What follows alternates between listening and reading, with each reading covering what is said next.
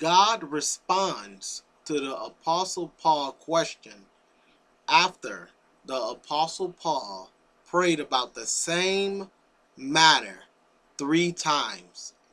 And on this same matter, Paul asks the same thing.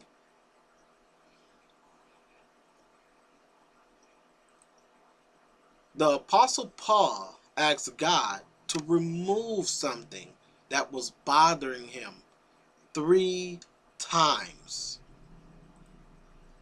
God responded to Paul after the 3rd time. Paul prayed to him about the same manner. So the first time, God didn't step in and respond to what Paul was praying and asking him to remove, nor the second time did God step in and respond. After the 3rd time, something clicked and God responded. After the 3rd time, Paul's prayer about asking about this thing was emphasized the most it can be, to the point where the Heavenly Father then responded. Other than that, the Heavenly Father could have responded after the 1st time or the 2nd time, but specifically after the 3rd time. And another point is Jesus also did something similar. At Matthew chapter 26, verses 42 through 44, it speaks about how Jesus repeats praying, saying the same thing 3 different times in the same night.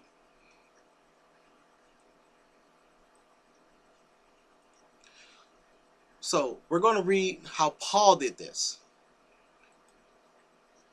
We're going to read 2 Corinthians chapter 7 verses, 2 Corinthians chapter 12 verses 7 through 8.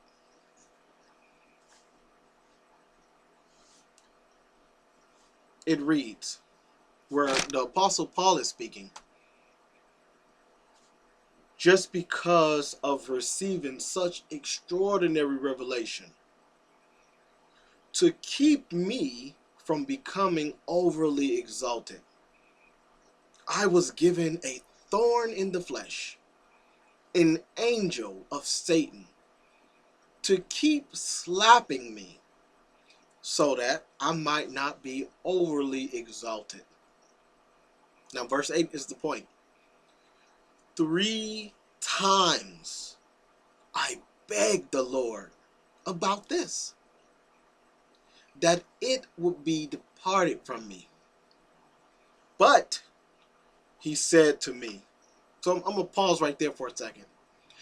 Do you notice at verse 8 how the Apostle Paul speaks about how he prayed for the same thing 3 times to the Heavenly Father?